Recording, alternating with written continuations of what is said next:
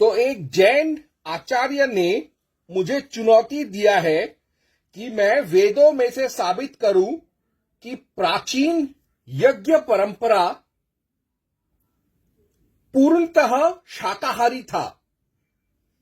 तो सबसे पहले मैं एक चीज समझना चाहूंगा, प्रूफ दैट नॉन वेज यज्ञ इज क्रिश्चियन कंस्पिरेसी।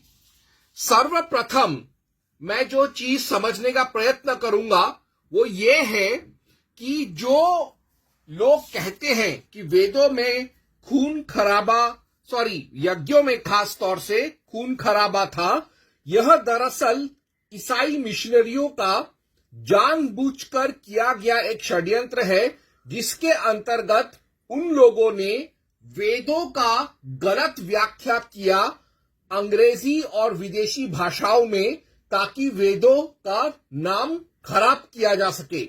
तो वैसे तो कई ऐसे मंत्र दिए जाते हैं कि यज्ञ में खून खराबा है दिखाने के लिए, लेकिन मैं समय के कमी के कारण सिर्फ एक ही मंत्र पढ़ूंगा, ऋग्वेद 10.85.13।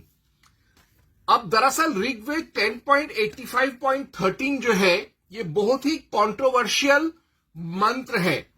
जब भी कोई आदमी वेदों में या यज्ञ में बीफ की बात करता है, गौमांस की बात करता है, तो इस मंत्र को हमेशा उछाला जाता है।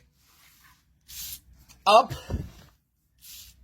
सायण आचार्य ने अपने सायण भाष्य में और सायण भाष्य के ही ऊपर आधारित होरेस हेमन विल्सन के अंग्रेजी अनुवाद में 10.85.13 में no cow killing in wedding, यानी सायणाचार्य और उसके भाष्य के आधार पर अंग्रेजी में अनुवाद किया गया जो वेद है उसमें होरेस हेमन विल्सन इसने कहा कि शादी के समय गौ हत्या नहीं करते थे कभी भी, लेकिन सायणाचार्य के ही आधार पर रैल्फ थॉमस हॉचकिंसन ग्रिफिथ ने कहा है cows were killed in marriage, यानी गायों को मारा जाता है शादी के समय।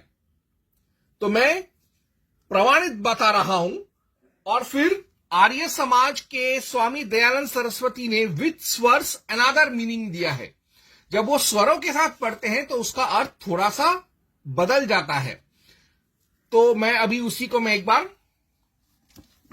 पढ़ूंगा और साक्षात प्रमाणित कर दूंगा कि यज्ञ में बलि का जो प्रावधान है, ऐसा कहना ईसाइयों का एक षड्यंत्र मात्र है। तो मैं पढ़ रहा हूं ऋग्वेद 10.85.13। ये मैं पढ़ रहा हूं ऋग्वेद 10.85.13। इसमें बिना स्वरों के साथ है, यानी ये सायणाचार्य का भाष्य है। तो इसमें क्या लिखा है?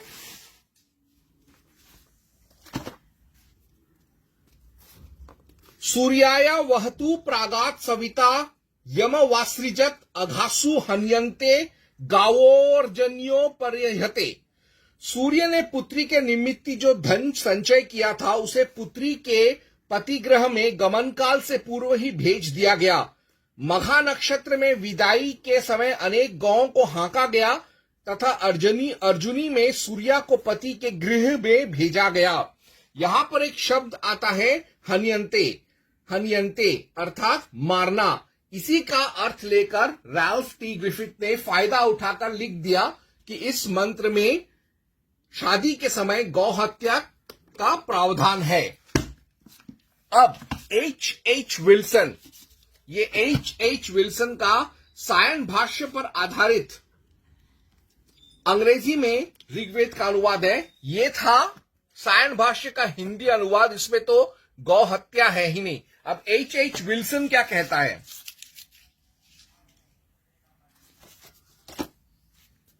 Surya's bridal procession which Savita dispatched has advanced. The oxen are whipped along in the Magh constellations. She is borne to her husband's house in the Arjuni constellations. इसमें भी H.H. विल्सन जो एक अंग्रेजी भाष्यकार था और संस्कृत का ज्ञानी था, इंडोलॉजिस्ट था, उसने भी माना है कि इसमें कहीं भी नहीं लिखा है कि गायों को काटा जाता था शादी के उत्सव पर। लेकिन रैल्फ थॉमस हॉचकिंसन ग्रिफिथ ने उल्टा ही कहा है कि नहीं, इसमें इस मंत्र में गौ हत्या है।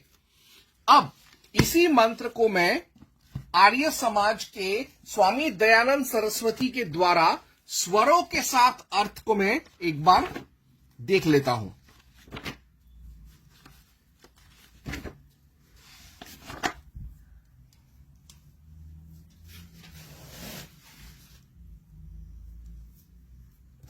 यहां पर हर एक मंत्र के नीचे स्वर दिए हुए हैं। हर एक मंत्र के नीचे यहां पर स्वर दिए हुए हैं। तो ये आर्य समाज का ही ऋग्वेद भाष्य है। इसमें कहा गया है,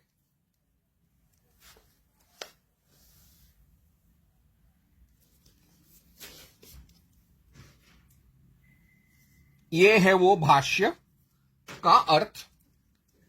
पदार्थ सूर्यायाह बहतु, सूर्य का दहेज, यम सविता अवासृज, जिसे सूर्य दान करता है, प्रागात सूर्य को प्राप्त हो, गावह सूर्य किरणें, और गौ मघासु माघ मास में हन्यन्ते निर्बल हो जाती हैं, यही उनका मारा जाना है। गौ को माघ का शीत बहुत सताता है। अर्जुन्यो फाल्गुन मास में पर्युह्यते, फिर वैसे ही धारण हो जाती हैं।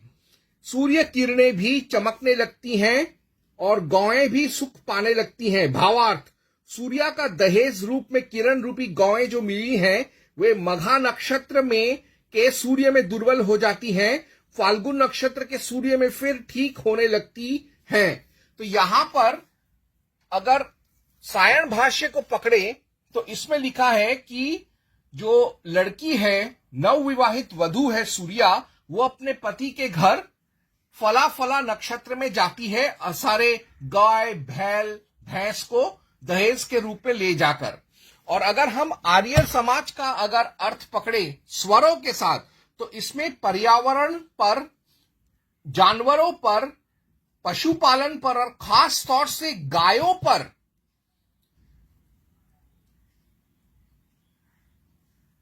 जो क्लाइमेट या सीजन जो चेंज होता है, यानी जो सीजन का जो चेंजेस होता है उसकी वजह से गायों पर क्या असर पड़ता है, उस विज्ञान का जिक्र किया गया है। तो यह एक प्रत्यक्ष प्रमाण है, एक बहुत ही कंट्रोवर्शियल मंत्र को लेकर कि किस तरीके से स्वरों के साथ पढ़ने से और बिना स्वरों के साथ पढ़ने से एक ही ऋग्वैदिक या एक ही यजुर्वेदिक या सामवेदिक या अथर्वैदिक मंत्र का अर्थ थोड़ा बदल जाता है और उसके अंदर जो छुपा हुआ विज्ञान है, ज्ञान है, हम उसको समझ सकते हैं। अब लेकिन जैन जो है, जैन्स रिजेक्ट आर्य समाज प्लस अग्निवीर। जो जैन है वो आर्य समाज और अग्निवीर द्वारा प्रतिपादित वैदिक किताबों को और उनके अनुवादों को नहीं मानते। क्यों? तो सर्वप्रथम आर्य समाज के प्रवर्तक दयानंद सरस्वती ने जैन समाज का और जैन धर्म की त्रुटियों को एक्सपोज कर दिया था सत्यार्थ प्रकाश में। स्वामी दयानंद सरस्वती ने स्टॉप कर दिया था जैनों का धर्मांतरण, हिंदुओं का। और स्वामी दयानंद सरस्वती ने यह भी साबित किया कि जैन धर्म से भी पहले वैदिक धर्म में अहिंसा का बात किया गया था और एक तरीके से जैन जो कहते थे कि अहिंसा उनका मोनोपोली है, बपौती है, उस मनोवृत्ति को तोड़ दिया था।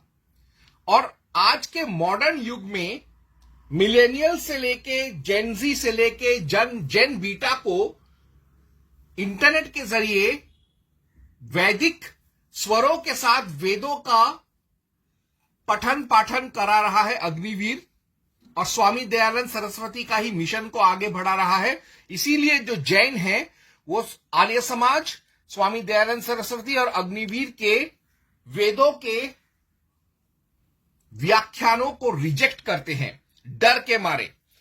तो फिर भी इसीलिए उन्होंने मुझसे कहा कि वो आर्य समाज, दयानंद सरस्वती और अग्निवीर यानी संजीव नेवार के द्वारा अनुवादित वेदों को वो प्रमाण नहीं मानेंगे। तो मैं अब आता हूं रूल ऑफ साइंटिफिक ट्रूथ पर। रूल ऑफ साइंटिफिक ट्रूथ ये कहता है कि यदि कोई चीज वास्तव में वैज्ञानिक तौर पर सत्य है तो हर एक परिस्थिति में, हर एक स्थान पर, हर एक समय और हर बार वही वैज्ञानिक फिनोमेना कंसिस्टेंट रहेगा, तभी उसको एक वैज्ञानिक सत्य या साइंटिफिक ट्रूथ माना जाएगा। तो यदि वेदों के यज्ञ में अहिंसा है तो चाहे मैं उसे वैदिक स्वरों के साथ पढ़ूं या लोक संस्कृत या पौराणिक संस्कृत के हिसाब से बिना स्वरों के साथ पढ़ूं, मुझे निष्कर्ष वही मिलना चाहिए कि यज्ञों में पशु बलि या रक्त की बलि नहीं है। तो इसके लिए मैं जो भी आज प्रमाण देखूंगा वेदों का, मैं ऐसे सायण भाष्य का इस्तेमाल करूंगा जिसमें स्वर नहीं है, बिना स्वरों के पौराणिक या लोक संस्कृत में दिया हुआ। मैं आर्य समाज के द्वारा प्रतिपादित वैदिक व्याख्याओं का इस्तेमाल नहीं करूंगा। यहां तक मैंने किया आपको बात समझाने के लिए, अब आगे तुलों को नहीं दिखाऊंगा। अब सर्वप्रथम, no animal and blood and bone and flesh and meat and fat offerings in yajna, यानी यज्ञ में कभी भी किसी भी तरीके का हिंसा नहीं होता था। यह चीज कहा गया है महाभारत शांति पर्व मोक्ष धर्म पर्व 265.5 to 6-9 में। तो मैं अभी उसी को पढ़ रहा हूं।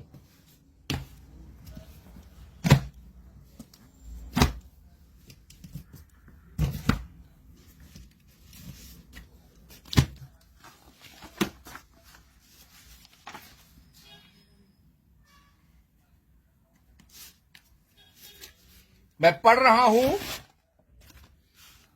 महाभारत शांति पर्व मोक्ष धर्म पर्व 265.5 to 6-9। धर्मात्मा मनु ने संपूर्ण कर्मों में अहिंसा का ही प्रतिपादन किया है। मनुष्य अपनी ही इच्छा से यज्ञ की ब्राह्म वेदी पर पशुओं का बलिदान करते हैं। अतः विज्ञ पुरुष को उचित है कि वह वैदिक प्रमाण से धर्म के सूक्ष्म स्वरूप का निर्णय करे। संपूर्ण भूतों के लिए जिन धर्मों का विधान किया गया है उनमें अहिंसा ही सबसे बड़ी मानी गई है। सुरा, आसव, मधु, मांस और मछली तथा तिल और चावल की खिचड़ी, इन सब वस्तुओं को धूर्तों ने यज्ञ में प्रचलित कर दिया है। वेदों में इनके उपयोग का विधान नहीं है। अब even in prehistoric times yajnas were vegan. Linga Mahapurana पूर्व भाग 39.51 to 52।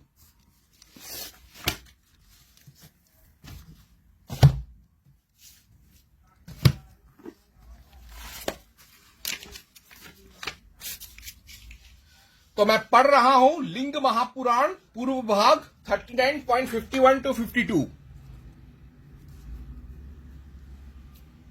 त्रेता युग में यज्ञों की वृत्ति का धीरे धीरे विकास हुआ। हे सुव्रत, फिर भी पशु यज्ञ नहीं होते थे। विष्णु तब जबरदस्ती यज्ञ करते थे। हे मुनि, इसलिए ब्राह्मण लोग अहिंसक यज्ञ की प्रशंसा करते थे। यानी पहले से ही वेदों में कभी भी पशु बलि, नर बलि ये सब नहीं था। और आगे, ओनली सात्विक यज्ञ गिव्स मोक्ष, नॉट आसुरी क्रिया। लिंग महापुराण उत्तरार्ध भाग 25.106। लिंग पुराण जो है यह एक तामसिक पुराण माना जाता है। अब इस तामसिक पुराण में भी सात्विक यज्ञ का प्रचार किया जा रहा है। कितना आश्चर्य का बात है। तो मैं पढ़ रहा हूं लिंग महापुराण उत्तरार्ध भाग 25.106।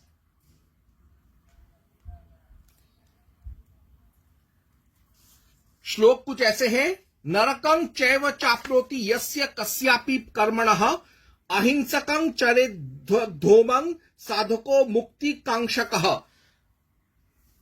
मुक्ति की कांक्षा करने वाला साधक भक्त जीवन के अंत में मुक्ति प्राप्त कर सकता है। मुक्ति की कांक्षा करने वाले साधक को अहिंसक होम करना चाहिए। यानी यहां पर भी अहिंसक यज्ञ हवन होम का पलड़ा ज्यादा भारी है। अब सबसे बड़ी बात, वैष्णविज्म ऑल्सो अलाउज वेजिटेरियन तांत्रिज्म। यानी वैष्णव धर्म में भी बिना मारकाट के तांत्रिक पूजा करने का प्रावधान है। मैं पढ़ूंगा भगवत महापुराण 11.27.7 और भागवत महापुराण 11.21.29 to 30। यानी बिना कोई जीव हत्या किए तांत्रिक मंत्रों के साथ भी यज्ञ करने का प्रावधान वैष्णवों ने बनाया था। एक अलग चीज इन्होंने निजात किया था। तो ऐसा है, मेरी पूजा की 3 विधियां हैं, वैदिक, तांत्रिक और मिश्रित। इन तीनों में से मेरे भक्त को जो भी अपने अनुकूल जान पड़े उसी विधि से मेरी आराधना करनी चाहिए। ये हो गया एक। अब उसके बाद पहले वाला मैं एक बार पढ़ लूं, 21 चैप्टर वाला।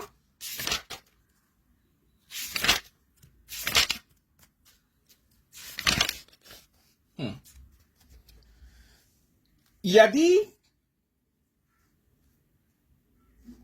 हिंसा और उसके फल बांस भक्षण में राग ही हो, उसका त्याग न किया जा सकता हो तो यज्ञ में ही करे। पर यह परिसंख्या विधि है, स्वाभाविक प्रवृत्ति का संकोच है, संध्या वंदन आदि के समान अपूर्व विधि नहीं है। इस प्रकार मेरे परोक्ष अभिप्राय को न जानकर विषय लोलुप पुरुष हिंसा का खिलवाड़ करते हैं, खेलते हैं और दृष्टतावश अपनी इंद्रियों की तृप्ति के लिए वध किए हुए पशुओं के मांस यज्ञ करके देवता, पितर तथा भूतपतियों के यजन को ढोंग करते हैं। यानी ये कह रहा है कि वैष्णव संप्रदाय की खून खराबा करके यज्ञ करना यज्ञ नहीं बल्कि ढोंग है। ठीक है, इसीलिए वैष्णवों में जो है वो जब बलि देते हैं तो वो लोग सिर्फ तलवार को बकरे के गर्दन पे स्पर्श करके उसको छोड़ देते हैं। लेकिन अब Jains want meaning from Nirukta. Jain ये कहते हैं, मैंने साबित करके बताया यहां पहले H.H. विल्सन और R.T. ग्रिफिथ के और सायन भाष्य के आधार पे कि स्वरों की वजह से वैदिक मंत्रों का अर्थ बदल जाता है। लेकिन जैन जो वैदिक आचार्य नहीं है, जो वैदिक परंपरा में यकीन नहीं करते हैं, जिनके धर्म में स्वरों का कोई अस्तित्व ही नहीं है, ये साले ये कहते हैं कि नहीं, स्वरों से वेदों को सिर्फ स्मरण करने के लिए इस्तेमाल किया जाता है, उसका अर्थ जानने के लिए निरुक्त का ही इस्तेमाल करना चाहिए। ठीक है, निरुक्त का भी करना चाहिए और स्वर का भी इस्तेमाल होता है वेदों का अर्थ जानने के लिए। फिर भी ये जो हठी हैं जैन, वो ये इन्होंने मुझसे चैलेंज किया कि निरुक्त से तू बता कि यज्ञ में बलि नहीं होता है। तो मैं इसके लिए पढ़ूंगा निरुक्त 1.8 और 2.7, जिसमें एक शब्द आता है जिसका जो है अधवर, यानी नॉन किलिंग। अभी मैं दूध का दूध पानी का पानी कर दूंगा।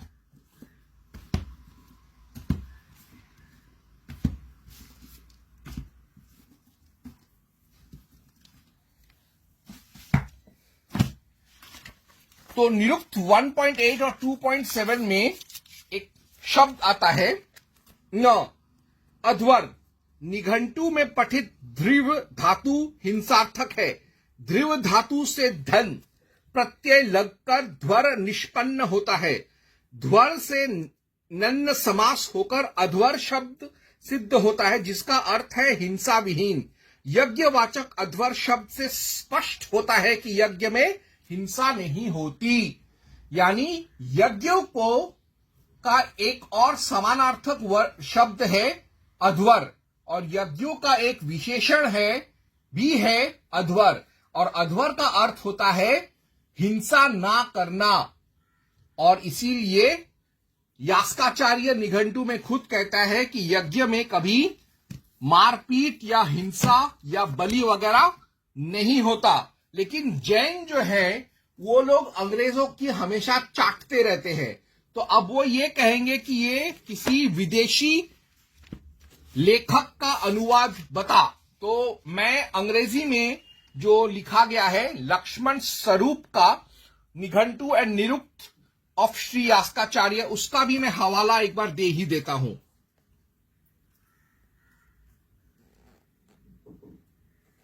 यहां पर लिखा है, और the word is formed by the addition of the suffix युह to adhi in the sense of studying. Adhvara is a synonym of sacrifice. The verb dvar means to kill. Adhvar denotes the negation of it, killing. यानी यहां पर अंग्रेजी लोग भी ये मान रहे हैं कि नहीं भैया, वेदों में और खासतौर से निरुक्त में भी यज्ञ को अध्वर कहा गया है, अहिंसक कहा गया है, जिसमें हिंसा नहीं होता। अब ये जो शब्द है अध्वर, इसका इस्तेमाल विशेषण और समानार्थक शब्द के रूप में इस्तेमाल किया गया है याग या यज्ञ या यज्ञ के लिए। तो वैसे चारों वेदों में ऐसे कई मंत्र हैं जिसमें यज्ञ का अहिंसात्मकता को देखकर यज्ञ को अध्वर कहा गया है। मेरे पास समय नहीं है वो 100 के 100, 1000 के 1000 मंत्र पढ़ने का, इसलिए मैं सिर्फ 3 ही प्रमुख मंत्र पढ़ूंगा जिसमें यज्ञ को अध्वर कहा गया है और इसी से प्रमाणित किया गया है कि यज्ञ में हिंसा नहीं होता। तो सर्वप्रथम मैं पढ़ूंगा ऋग्वेद 1.1.4।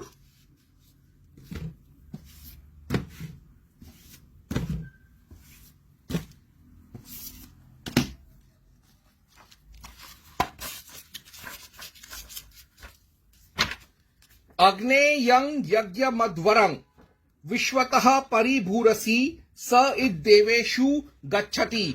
सबका रक्षण करने में समर्थ है अग्ने, स्वर्ग में रहने वाले देवगण को तू जिस यज्ञ द्वारा तृप्त करता है, विघ्न रहित उस यज्ञ को तू भी सभी ओर से आवृत किए रहता है। यहां पर यज्ञ को कहा गया है अहिंसात्मक, यानी यज्ञ मध्वरंग। फिर यही शब्द आता है अथर्ववेद 1.4.1 में।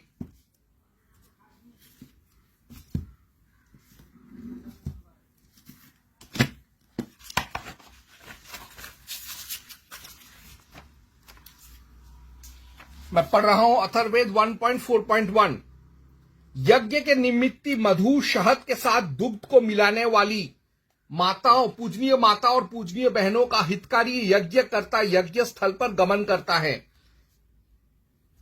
यहां पर भी यज्ञ को अध्वरी कहा गया है। अध्वरी यताम, अध्वर, यानी यहां पर भी यज्ञ का विशेषण या समानार्थक शब्द है अध्वर। और आखिर में मैं पढ़ूंगा श्वेत यजुर्वेद 1.24।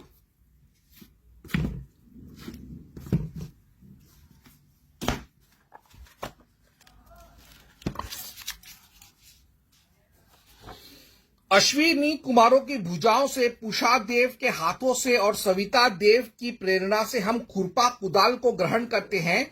हे खुरपे, तू इंद्र के दक्षिण बाहु के समान है तथा सहस्रों शत्रु और राक्षसों के विनाश करने में अनेक तेजों से संपन्न है। तुझमें वायु की भांति वेग है। जिस प्रकार वायु अग्नि के सहायक होकर ज्वालाओं को तीक्ष्ण करती है, उसी प्रकार खनन कर्म में यह स्पष्ट तीव्र तेज युक्त है और श्रेष्ठ कर्मों से द्वेष करने वाले राक्षसों का विनाश करने वाला है। यहां पर मंत्र है देवस्य त्वा सवितु प्रसवे विश्वनोर्भाभ्यां पूषणो हस्ताभ्याम आदे ध्वर कृतंग। यहां पर भी अध्वर आया है। देवेभ्य इंद्रस्य बाहुरसी दक्षिणः सहस्र भृष्टि शततेजा वायुरसी तिग्मतेजा द्विशतो वधः। अध्वर शब्द आया है यहां पर भी, जिससे पता चलता है कि वेद और अहिंसा एक हैं। अब जैन कहेंगे, जैन्स वांट वैदिक प्रूफ। वो कहेंगे कि साला तू मेरे को वेदों में से बता, कहां पे है कि वेदों में लिखा कि यज्ञ में हिंसा नहीं है, रक्त की बलि नहीं है, पशु बलि नर बलि नहीं है, जीव हत्या नहीं है। तो ऐसे कई 100 मंत्र है चारों वेदों में। समय की कमी के कारण मैं सिर्फ 3 पढ़ूंगा। सर्वप्रथम अथर्ववेद 5.27.8 यज्ञ इज वायलेंस फ्री। यहां पर पहले तो मैंने 3 मंत्र देखे जहां पर यज्ञ का समानार्थक शब्द है अध्वर, यानी जिसमें हिंसा नहीं होता। और इन्हीं 3 मंत्रों में यज्ञ का विशेषण भी है अध्वर, जिसका अर्थ है जिसमें हिंसा नहीं होता।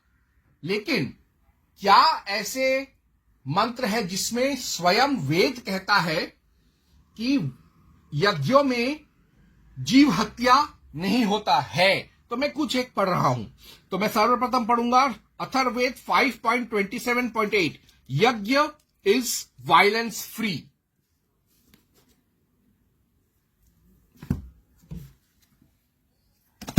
अथर्ववेद 5.27.8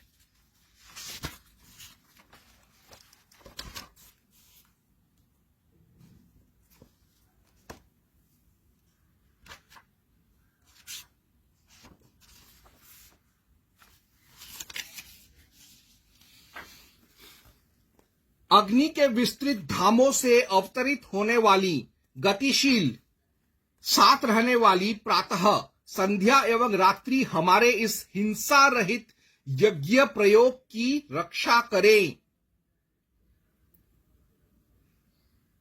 मंत्र है उरु व्यचसाग्नेर धाम्रा प्रत्यमाने आसुष्वयंती यजते उपाके उषासानक्ते मंग यज्ञमवताम धर्वरंग।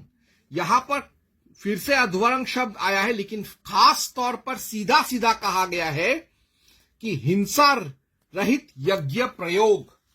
यहां पर कोई एम्बिग्विटी नहीं है। ऐसा नहीं कि सिर्फ एक समान पर्यायवाची शब्द इस्तेमाल कर दिया या विशेषण इस्तेमाल कर दिया। खास तौर पे यहां पर अथर्ववेद 5.27.8 में यज्ञ को हिंसा रहित प्रयोग कहा गया है। आगे Atharvaveda 11.3.1.5 to 7 rice metal in लिeu of blood, यानी यहां पर अथर्ववेद जैसा एक वेद जिसको तामसी वेद कहते हैं, तांत्रिक वेद कहते हैं, उसमें भी जो बलि दिया जा रहा है जिन सामग्रियों का, वो लाल रंग का अनाज, लाल रंग का धातु मेटल और चावल दिया जा रहा है, जो कि सिंबलाइज करते हैं पशु बलि को। यानी पशु बलि, रक्त की बलि देने के बजाय चावल, खाद्य पदार्थ, अन्न और लाल कलर का धातु दिया जा रहा है। मैं पढ़ रहा हूं अथर्ववेद 11.3.1.5 to 7। अश्वाह कड़ा गावस तंडुला मशकास्तुषा, इस अन्न के कण ही अश्व है, तंडुल गौ है तथा पृथक किया गया भूसा मच्छर रूप है। कब्रू फलीकरणा शिरोभ्रम, फलीकरणों का शिर जिसकी भ्रू है वह कब्रू है, और मेघ बादल उसकी ऊपर सतह सिर है। श्याममयोस्य मांसानी लोहितमस्य लोहितम, श्यामली धातु लोहा इसका मांस तथा लाल वर्ण का तांबा इसका अन्न तत्व रक्त है।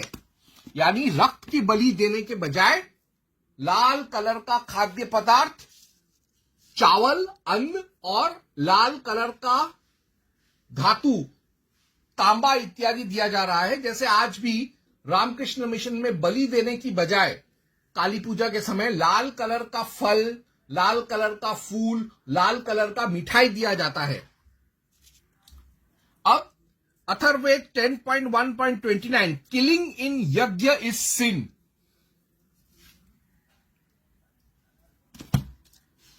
मैं पढ़ रहा हूं अथर्ववेद 10.1.29।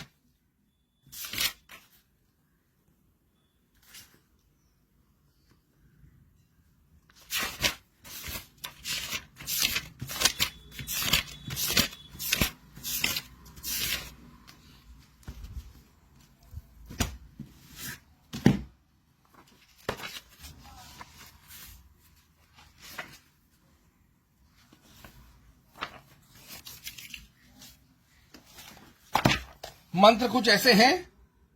अनागो हत्या वै भीमा कृत्ये मानो गामश्वं पुरुषं वधि, यत्र यत्रासि निहिता तत्तस्तवो तथा पयामसी पर्णाल्ल घियसी भव। निरपराध प्राणियों की हिंसा भयंकर कार्य है। हे कृत्ये, तू हमारी गौ, अश्व और मनुष्यों को विनष्ट न कर। तू जहां जहां स्थापित की गई है वहां वहां से हम तुझे हटाते हैं। तू पत्ते से भी हल्की हो जाए। यानी निरपराध प्राणी, जानवर हो या मनुष्य, इनका बलि चढ़ाना बहुत बड़ा पाप है, ऐसा अथर्ववेद खुद कह रहा है। अब अथर्ववेद 7.5.5 कहता है ओनली फुलिश सिनर्स बुचर इन यज्ञस, अर्थात जो बेवकूफ और महापापी होते हैं वही लोग बलि देते हैं, अन्यथा नहीं।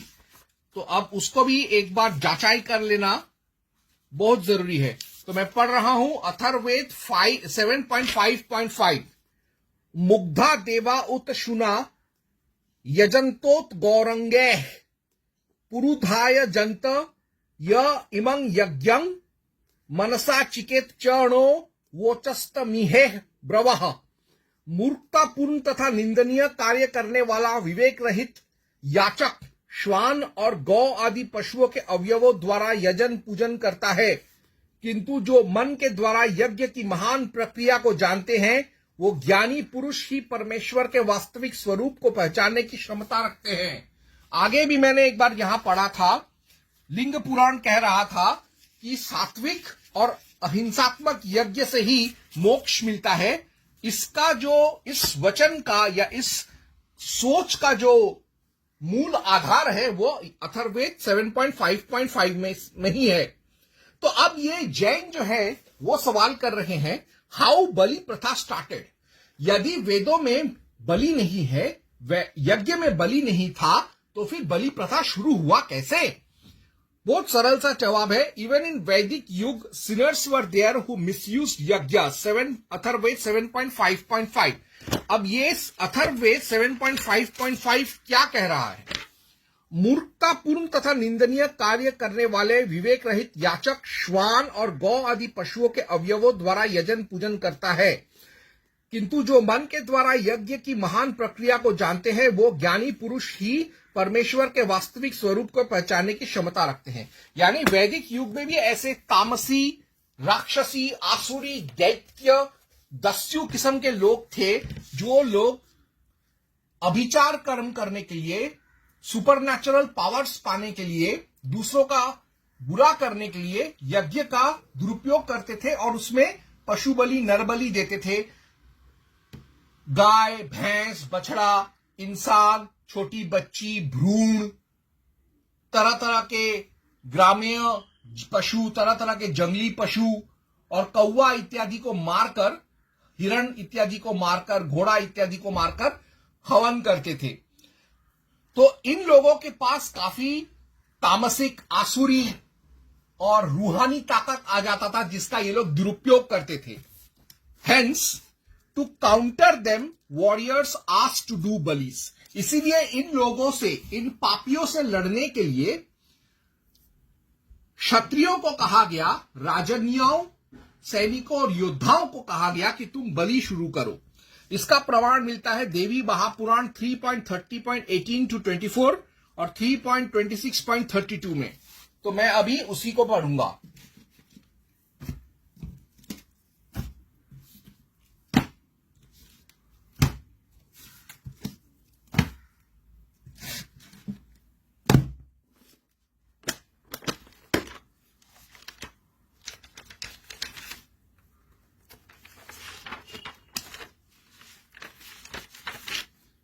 मंत्र संख्या तो मैंने बोल दिया, तो मैं पढ़ रहा हूं।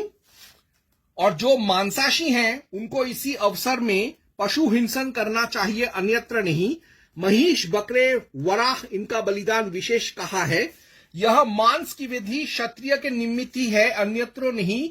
जैसा शारदा में लिखा है, ब्राह्मणों नियतः शुद्ध सात्विकं बलिमाहरेत। कालिका पुराण में कहा है, सिंह व्याघ्रादिकं दत्त्वा चात्व वध्यम वाप्नुयात्। मध्यं दत्त्वा ब्राह्मणस्तु ब्राह्मणया देव ह्यते। अवस्थं विहितो यत्र बलिस्तत्र द्विजः पुनः। पिष्टेनापि घृतेनापि निर्मितं तु समर्पयेत इति। अर्थात ब्राह्मण सात्विक को सत्वगुणी बलि देनी। काली पुराण में कहा है, सिंह व्याघ्रादि देने से आत्मवध को प्राप्त होता है, मध्य देने से ब्रह्मत्व से हीन होता है। यहां अवश्य ही विधान है, जहां पिष्ट का पशु बनाए बलि देनी अथवा घृत की आहुति देनी चाहिए। यानी यहां पर ब्राह्मणों को कहा गया है कि बलि मत दो, किसी भी जानवर का बलि मत दो, शराब वराब का बलि मत दो। हो सके तो किसी अनाज से पशु का एक आकार बनाकर उसकी बलि दो। और क्षत्रिय जो हैं, वो नवरात्रि को मांस भक्षण कर सकते हैं और बलि दे सकते हैं, उनको देना भी चाहिए, ऐसा देवी पुराण कहता है। और यही चीज नारद जो है राम को भी कहता है और उसको अकाल बोधन करने के लिए कहता है। और उस समय वो उसको बताता है कि राक्षस रावण जैसे दुराचारी को मारने के लिए राम को भी घोर रूप लेना पड़ेगा और इसके लिए उसको भी बलि देना पड़ेगा देवी को। तो नारद कहता है, हे राम, मैं उस दैत्य के नाश का उपाय कहता हूं। तुम श्रद्धा पूर्वक अश्विन मास में व्रत करो, नवरात्र का उपवास और भगवती का पूजन करो। हे राम, जप होम के विधान से सब सिद्धि होगी। मेध्य पशुओं की भगवती को बलि दो और दशांश हवन करके तुम अधिक समर्थ होंगे। इस व्रत को पहले विष्णु और महादेव ने किया था तथा ब्रह्मा जी ने भी किया था और स्वर्ग में स्थित इंद्र ने भी इस व्रत को किया था। हे राम, सुखी पुरुषों को भी नवरात्र का सुंदर व्रत करना चाहिए और कष्ट में प्राप्त हुए पुरुषों को तो अवश्य ही यह व्रत करना चाहिए। हे राम, निसंदेह यह व्रत विश्वामित्र ने किया था, भृगु, वशिष्ठ और कश्यप जी ने भी यह व्रत किया था। बृहस्पति ने दारहरण में यही व्रत किया था। हे राजेंद्र, तुम भी रावण के निमित्त यह व्रत करो। इंद्र ने वृत्रासुर के नाश को और शंकर ने त्रिपुर नाश के निमित्ती पहले भी यह व्रत किया था। हरि ने मधुनाश के निमित्ती मेरु में यह व्रत किया था। हे राम, तुम भी सावधान होकर इसे करो। व्यास जी बोले, यह सत्य उनके वचन सुनकर प्रतापवान रामचंद्र सुंदर सिंहासन करवाए उस पर शिवा को स्थापन करा। व्रत पूर्वक भगवान ने विधि से पूजन किया। आश्विन मास के उस गिरिवर पर प्राप्त होने पर उपवास में तत्पर होकर राम ने उत्तम व्रत किया, होम बलिदान और विधि पूर्वक पूजन किया। यानी यहां पर साफ है कि सारे देवी देवताओं ने नवरात्रि के समय, दुर्गा पूजा के समय बलि प्रथा का इन्होंने शुरू किया ताकि मानव जाति ऐसे राक्षसों से डरने के बजाय इन राक्षसों से भी ज्यादा उग्र होकर उनका सर्वनाश कर सके। तो अब जो जैन हैं वो ये बोलेंगे, देन व्हाई ब्राह्मण्स? वो ये पूछेंगे, तो भाई क्षत्रिय है, ठीक है, तू मांस खा सकता है, तू बलि दे सकता है, लेकिन ब्राह्मण तू क्यों मांस खा रहा है, तू क्यों बलि दे रहा है? इसका जवाब अथर्ववेद 5.18.1 में है और उसके बाद मनु 5.35 में है। तो मैं पहले अथर्ववेद का वो मंत्र पढ़ लेता हूं।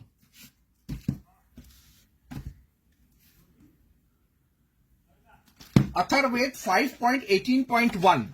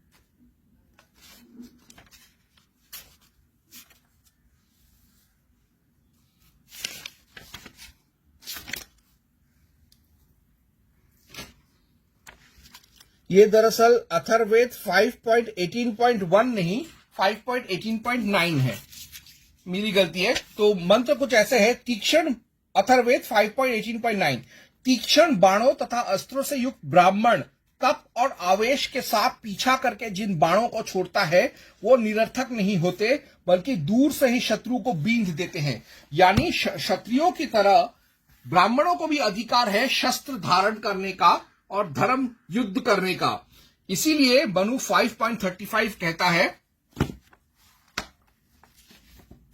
इसीलिए मनु ये कहता है 5.35 में कि ब्राह्मणों को भी बलि देना चाहिए और ब्राह्मणों को भी मांस खाना चाहिए क्षत्रियों की तरह। मैं पढ़ रहा हूं मनु 5.35।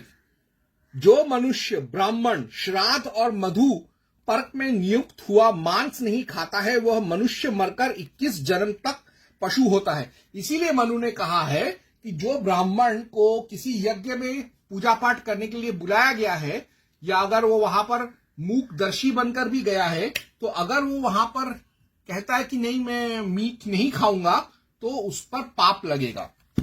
अब तो मैंने साबित कर दिया कि पूरा माजरा क्या है वेदों में और यज्ञों में पशु बलि का। तो जैनों का जवाब तो मैंने दे दिया, लेकिन जैनों का जवाब के साथ साथ जब उन्होंने ऐसा आक्षेप लगाया है तो उन हरामजादों को भी उनके धर्म का आलोचना सुनने का जिगर होना चाहिए। मैंने तो मेरे धर्म का साबित कर दिया कि वेदों में पशु बलि नहीं है और ना ही यज्ञ में पशु बलि है। वो बाद में राक्षसों से लड़ने के लिए, बुरे लोगों से लड़ने के लिए, क्षत्रिय भाव को लाने के लिए वेदों के मंत्रों को बिना स्वरों के साथ पढ़ने लगे लोग, ताकि उनमें उनको बलि का स्कोप मिले। वरना वैदिक संस्कृत के हिसाब से, स्वरों के हिसाब से, जैसे आर्य समाज और दयानंद सरस्वती और अग्निवीर संजय नेवार पढ़ता है, उसके हिसाब से पढ़े तो वेदों में और यज्ञ में बलि नहीं है, रक्तपात नहीं है। लेकिन स्वरों के बिना पढ़े पौराणिक तरीके से या लोक संस्कृत के हिसाब से तो उसमें है, और इसीलिए पढ़ा जाता है लोक संस्कृत या बिना स्वरों के साथ, ताकि यज्ञ में पशु बलि मिले हमको और हम करें, ताकि हमारे अंदर शास्त्र भाव जाग जाए शत्रुओं से लड़ने के लिए। तो ये तो मैंने साबित कर दिया। अब मैं देखूंगा मीट ईटिंग इन जैनिज्म। तो इसके लिए मैं पढ़ रहा हूं जैन धर्म ग्रंथों की कितनी वास्तविकता बाय लीला जैन, और इसका प्रकाशक है विश्व बुक्स गाजियाबाद। उसमें एक चैप्टर आता है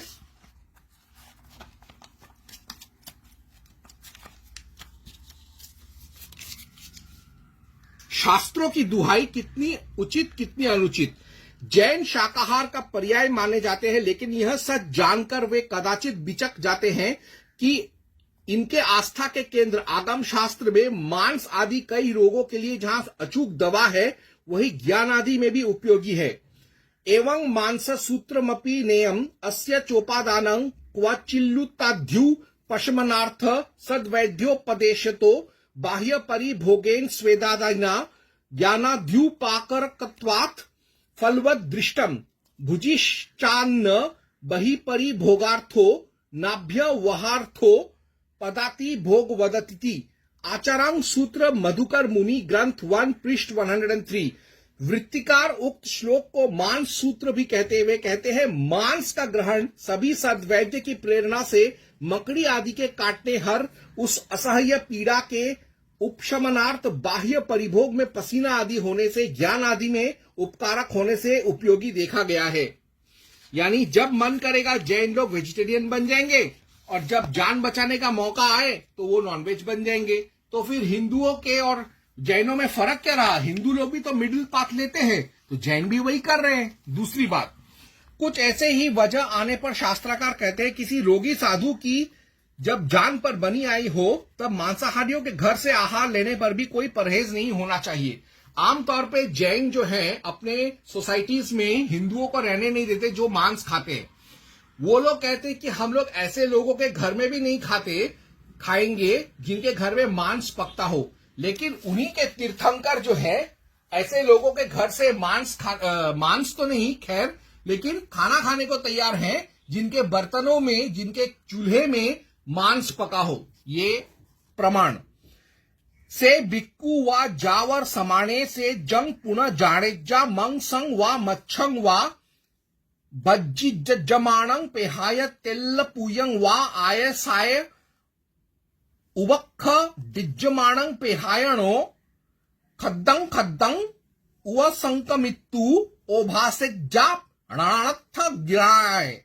आचारांग सूत्र मधुकर मुनि ग्रंथ 1 पृष्ठ 94 to 95।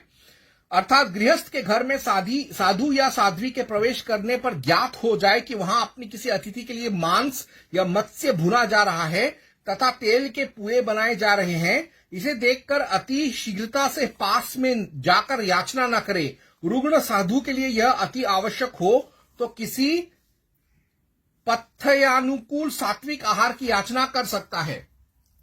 अब संपूर्ण जैन समाज इन तथ्यों का गहराई से अध्ययन करने के बजाय बौखलाता रहा।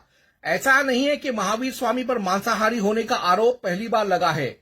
अणुव्रताचार्य तुलसी की चुनौती के लेखक पन्नालाल भंसाली ने जैन भारती या काम भारती पृष्ठ 30 to 31 शीर्षक में लिखा है, जब बौद्ध भिक्षु भदंत आनंद कौशलायन ने महावीर स्वामी पर मांस खाने का आरोप लगाया तो इतनी उछलकूद मचाई गई। दरअसल एक किताब है व्याहा पन्नति शतक 15 सूत्र 557 और सुत्तक गामे 731.26 इसमें कहा गया कि महावीर एक अपनी दासी को कहता है, जाकर फला फला औरत के घर पे जा, उसके घर पे पिजन यानी जो कबूतर है, कबूतर का मांस पक रहा है, जा मेरे लिए थोड़ा पिजन मीट, कबूतर का मांस लेकर आ, मैं खाऊंगा और तंदुरुस्त हो जाऊंगा। ऐसा लिखा है इसमें। और तो और साधुओं मुनियों द्वारा मद्यपान, अब जो शराब होता है वो एक नॉनवेज प्रक्रिया से ही शराब या दारू बनता है, चाहे वो कोई भी हो, बियर हो या विस्की हो। अब कई बार जैन ग्रंथों में ही लिखा है, विलाप किया गया है कि उनके साधु साध्वी लोग शराब पीते हैं। देखो, आगम युगीन साधु मुनि मद्यपान करते थे, इसका संकेत शास्त्रों में मिलता है। निर्ग्रंथस्य ग्लायतः कल्पयन्ते तिस्रः दे विकट दत्तयः प्रतिग्रहीतुम तद्यथा उत्कर्षा मध्यमा जघन्या। ठाणंग संपादक मुनि नथमल, श्लोक 349 पृष्ठ 220। ग्लान निर्ग्रंथ 3 प्रकार की विकट दत्तियां ले सकता है। उत्कृष्ट पर्याप्त जल या कलमी चावल की कांजी, मध्यम कई बार किंतु अपर्याप्त जल या साठी चावल की कांजी, जघन्य एक बार पिए उतना जल, तृण धान्य की कांजी या गर्म पानी। दशवैकालिक ग्रंथ के आधार पर खुद जैन साध्वी मंजुला श्री ने जैन भारती 1964 शोध अंक में खुलासा किया था कि सुरापान का प्रचलन यहां तक था कि साधनारत साधु भी उससे वंचित न रहे, एवं तब मनुष्य की भांति पशु से भी यौन संबंध होता था। कितना महंगा धर्म। सखा बोरण पृष्ठ 104। यानी यहां पर जो जैन साध्वी और साधु हैं वो लोग शराब पीते थे, और यहां पर दिया हुआ है कि किस किस तरह के किन किन चीजों से बना दारू वो पी सकते थे, और उनको पीकर वो लोग आपस में और इस तरीके से दुष्कृत्य का उदाहरण जैन ग्रंथों में मिलता है। तो आज मैंने ये सब कुछ साबित कर दिया और जैनों का मुंह बंद कर दिया। ओम हं हनुमते नमः।